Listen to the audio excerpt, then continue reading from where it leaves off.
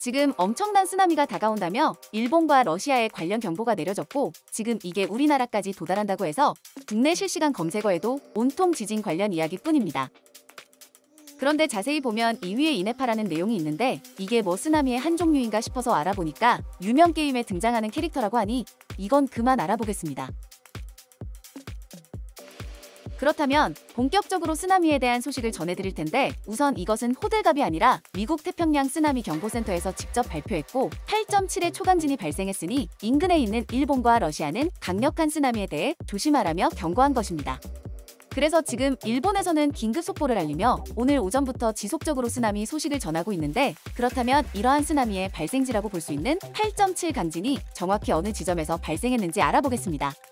이것은 이러한 지도로 설명이 될 수 있는데 러시아 쪽에 위치한 캄차카 반도에서 역대급 강진이 발생하며 그 주변에는 최대 4m의 쓰나미가 발생했다고 합니다. 결국 그 주변부인 러시아 인근에는 이런 식으로 마을이 물에 잠겨버린 상황이며 더 큰 쓰나미가 올 수도 있어서 이곳 주민들에게 지속적으로 대피령을 내리고 있습니다. 그리고 지금 동시에 일본도 대피령이 내려졌고 3m 정도의 쓰나미 경보가 울렸으며 일본의 긴급 속보 화면만 봐도 3m라는 숫자를 어렵지 않게 찾아볼 수가 있었습니다. 그런데 이게 어느 정도 수준인지 굳이 비교를 하자면 과거 동일본 대지진 당시 쓰나미 높이는 10m 이상이었다고 하는데 결국 이번에 3m 쓰나미 경보는 그때보다는 낮은 높이지만 이것만으로도 절대 무시할 수는 없습니다.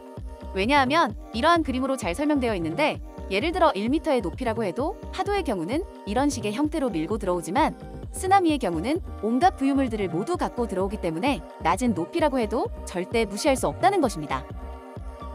결국 러시아나 일본처럼 직접적인 영향권에 없는 하와이의 경우도 이보다 낮은 수준의 쓰나미가 예보된다는 소식만으로 지금 이렇게 교통 정체를 나타내며 모두가 대피를 하려고 애를 쓰고 있는 상황이 발생되었습니다.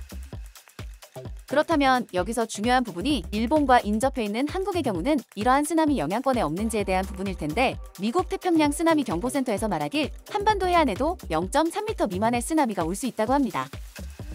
사실 0.3m 높이라면 이걸 쓰나미라고 봐야 될지는 모르겠지만 어쨌든 전문기관에서 쓰나미라고 지칭하니 그렇게 받아들여야 하겠고 한국 기상청에서도 이 소식에 대해 브리핑을 했는데 사실상 캄차카 반도에서 발생한 강진이 한반도에 미치는 영향은 미미할 것 같다고 밝혔습니다. 결국 오늘 영상을 조금 정리해보자면 오늘 초강진이 발생되었던 캄차카 반도의 경우 불레고리라고 불리는 환태평양 조산대에 있기 때문에 이곳에 지각 활동이 활발해서 크고 작은 지진이 자주 발생한다고 합니다.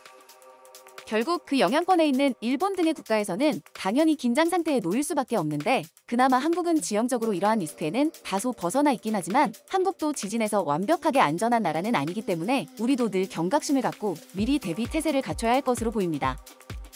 오늘 준비한 소식은 여기까지이며 다음 소식으로 다시 찾아오겠습니다.